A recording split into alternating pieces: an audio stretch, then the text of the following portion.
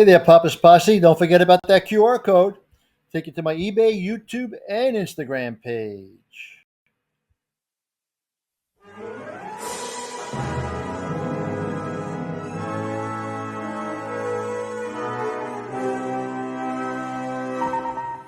Welcome back to the channel, Papa's Posse. Once again, it's time for Papa's Comic Books, Coffee, and more. Today we have Walt Disney Uncle Scrooge, number 412. This book was 25 cents back in 1974.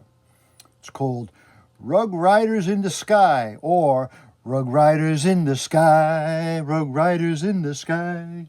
Before we begin, don't forget this book and others are available on my eBay page, Papa's-Comic-Books. Please hit that like button, subscribe to the channel, ring that bell, leave me a comment, and tell me what you want to hear, okay? Let's get into it. It isn't often that an enemy helps Uncle Scrooge find a fabled treasure, but it happens in the story, which begins in a bazaar in old Baghdad. I always like to take home a few of these Persian rugs to sell in Duckburg. Sometimes I make a small profit on the deal. Sometimes imagine you making a small loss even once. I'll give you $10 for a dozen of these rugs. You got a license? Why do I need a license? To beg. You're trying to get these rugs for nothing. I've been insulted. So have I, tightwad. Offer me $1,000 for my rugs or get out. I wouldn't pay you a cent over 20. I wouldn't sell for any cent less than 980 at a nearby stall. I'm told that you deal in very old rugs, Allie. Ah, yes, indeed, madam. I have rugs that were made when Babylon was still a babe. There is one certain rug that I wish to find.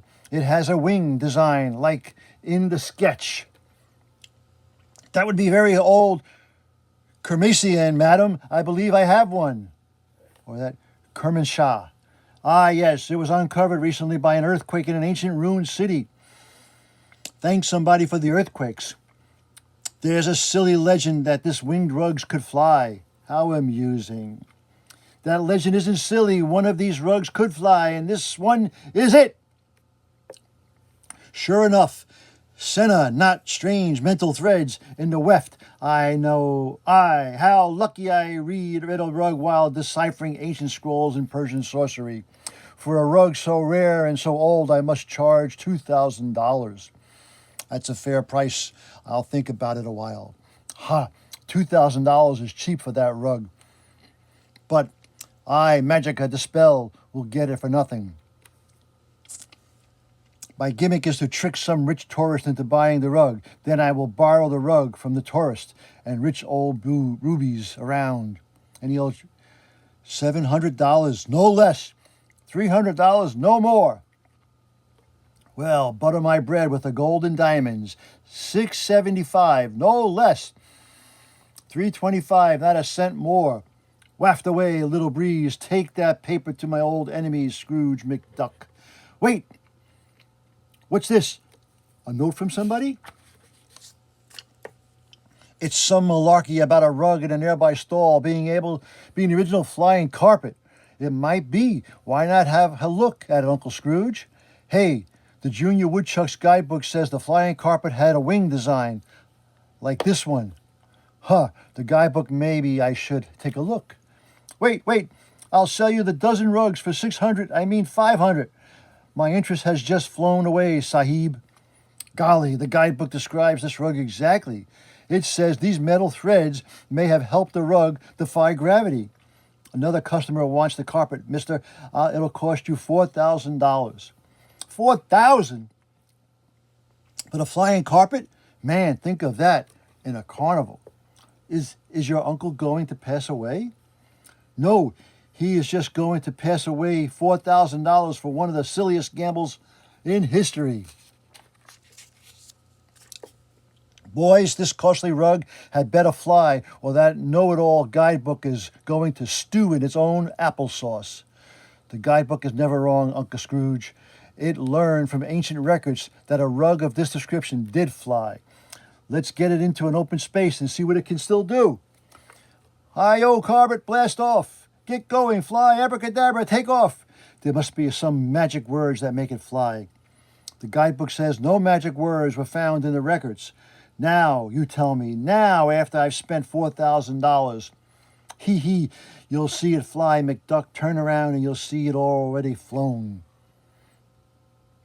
Naturally, that childish guidebook wouldn't know how to fly this carpet. Only a sorceress could unriddle that occult secret. The magic that puts life in these dry, dusty wings is plain old water. Hey, this footnote on the next page has a possible clue. It says wetting the carpet with water from Jari mineral spring probably activated certain anti-gravity electrons in the metal threads. Say, of course, let's go to the spring. Whack! The carpet's gone. It's been stolen right from behind our noses. Maybe it's flying around up in the air someplace. It isn't. Come on, rug. How much water do I have to sprinkle on your dusty hide? Whoa! This isn't flying. Whoa, whoa! Hey, take it easy. Did I use too much water or something? Splook. By the beard of the prophet, is that rug infested with devils? Now I know what yogurt I ate was cursed. Scatter out. Look everywhere for that rug. Whack, flap, boom, the rug.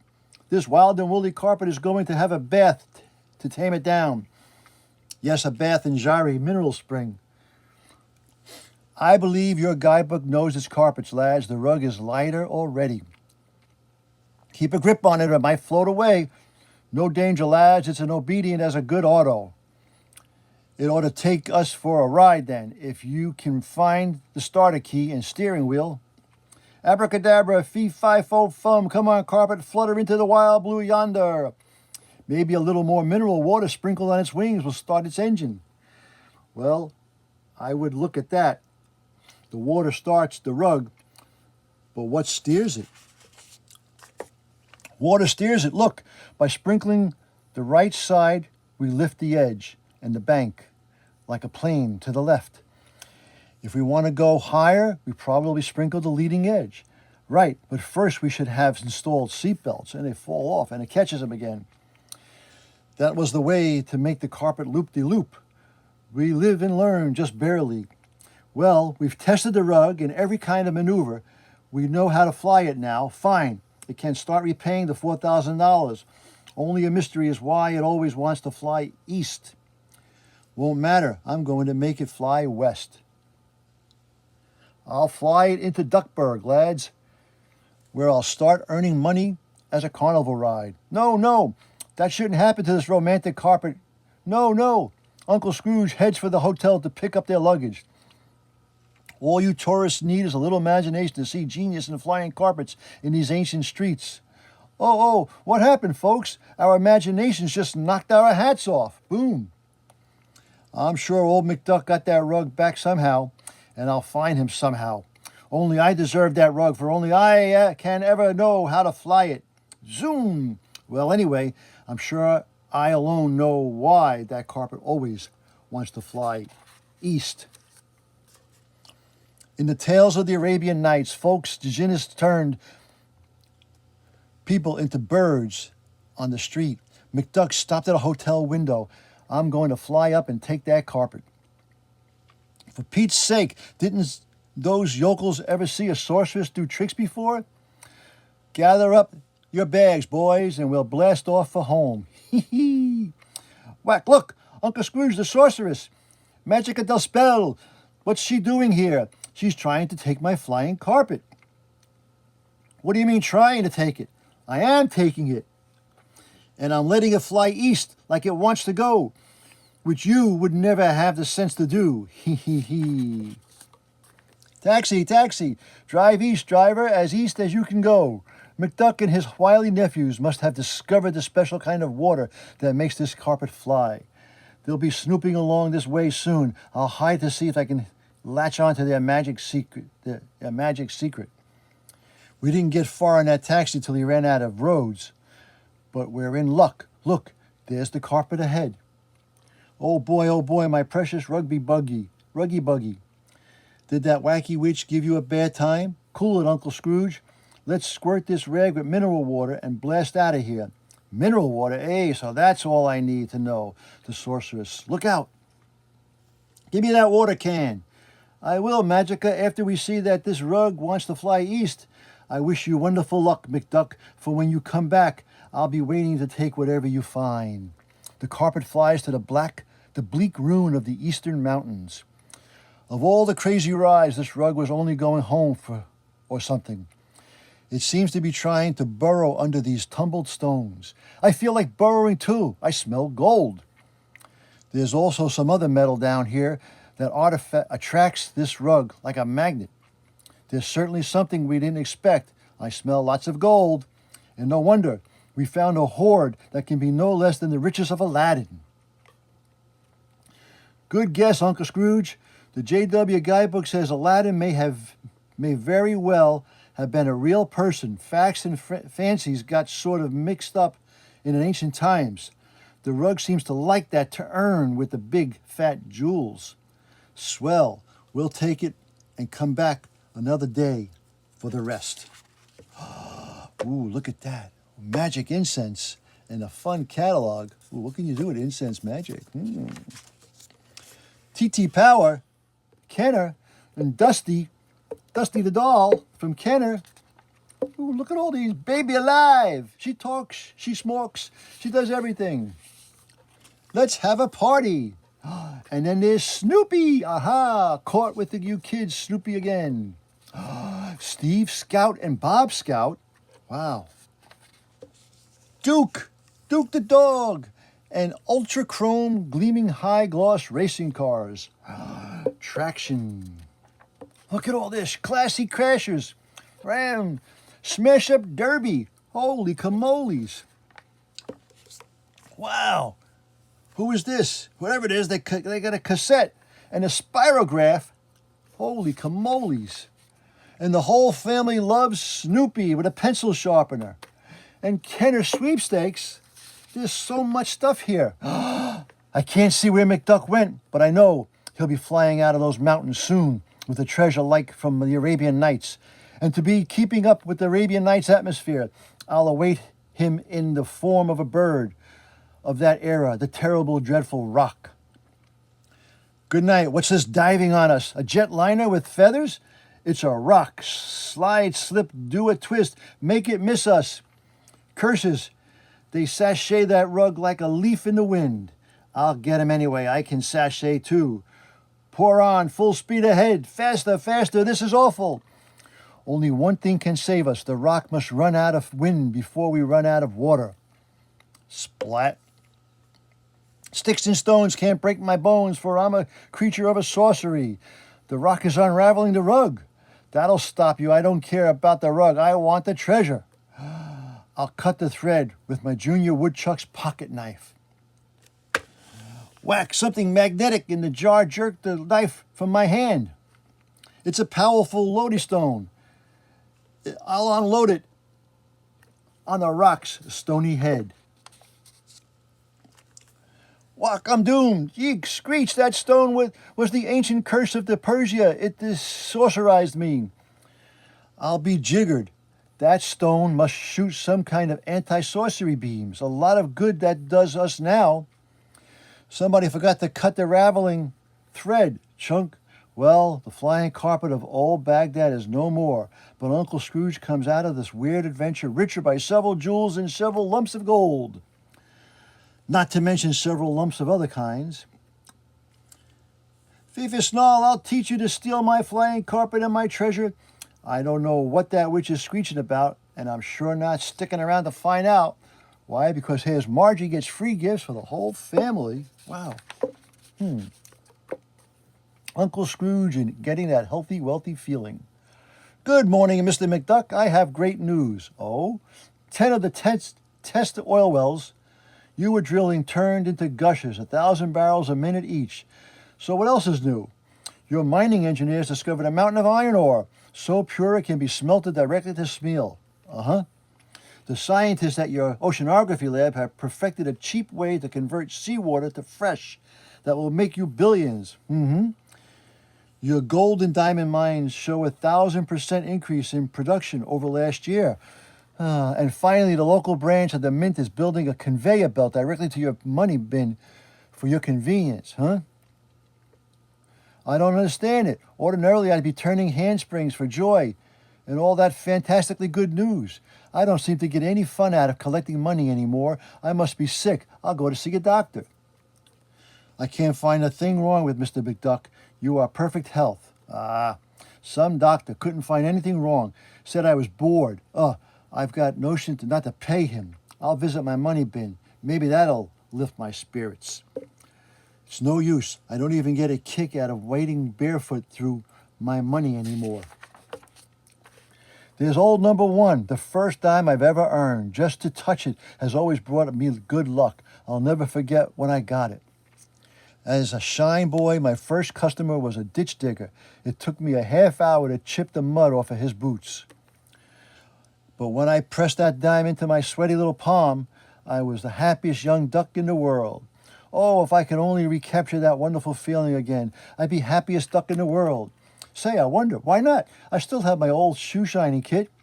I'll go and shine someone's shoes for a dime and see if that old feeling, maybe that doctor was right. Maybe I'm just bored.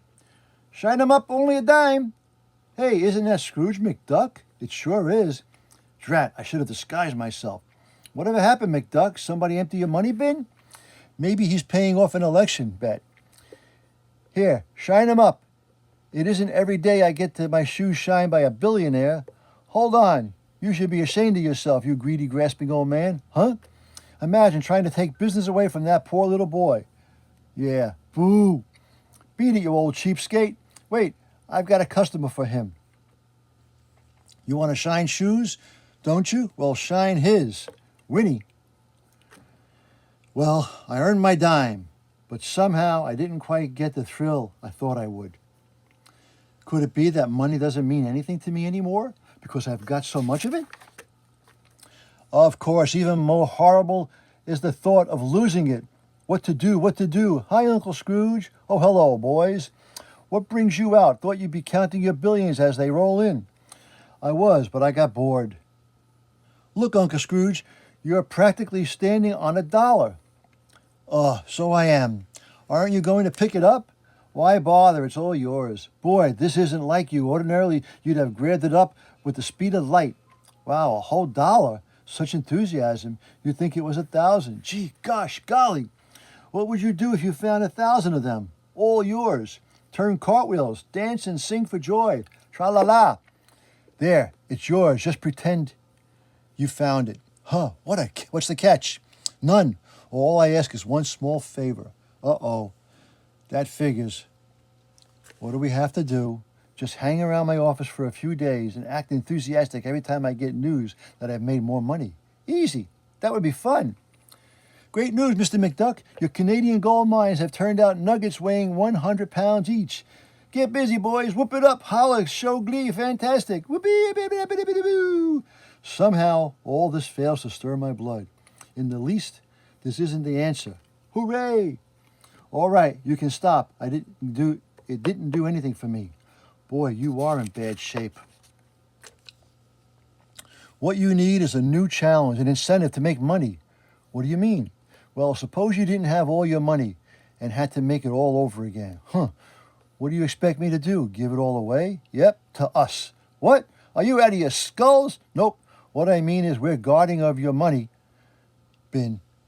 You wouldn't be able to touch it without our permission. We changed the lock. So far as you're concerned, the money wouldn't exist. That way, you'd have no available cash to use. If you needed some, you'd really begin to appreciate it. Don't you trust us? We'll give you our junior woodchuck word that nothing will happen to your money. Okay, it's a deal. From now on, I'm Scrooge McDuck, ex-fantastic billionaire, temporarily. Good morning, Mr. Duck. Well, how many millions have I made so far? None. I'm also afraid you lost a few. What do you mean by that? Your newest oil field ran dry, and it will take $1 million to drill the wells deeper. Good grief, but you said I lost a few million. How about the rest? I'm afraid it's only the beginning. Here, sir, is the list of I can't bear to read it. Oh, moan. There's nothing here but calamity after calamity. If this keeps up, I'll be broke in a week. There's only one way to retrieve the trend to reverse this trend. I'll go to my money bin and touch my number one dime. It's always brought me luck. Money bin, I can't get into it. Donald and his nephews have the only key. Donald, open up. I've got to get into my money bin immediately. This is an emergency. If you're looking for Donald Duck and his nephews have gone fishing down by the beach. Oh, I'll have to take a taxi cab to find them. That's a long ways, Pop. Sure you have enough money? Me? Ha, I've got billions. Gulp. I forgot my wallet. I haven't even gotten bus fare. Too bad. I got to get to the money bin before I'm ruined. There's only one thing to do. Work for my bus fare. Donald, quick, you must let me touch my old number one dime to change my luck. I'm nearly broke. Okay. And so, in the nick of time. There. Now, dime, do your stuff. Yoo-hoo-wee, let's go, boys. It's safe to say that Uncle Scrooge isn't bored again. Woo-hoo. All righty, well, that was Walt Disney's Uncle Scrooge, number 412 from 1974. I hope you enjoyed that little reading. And don't forget, this book and others are available on my eBay page, Papa's-Comic-Books. Please hit that like button, subscribe to the channel, ring that bell, okay? And as Papa and Uncle Scrooge always say, that was easy. Until next time, Papa is out.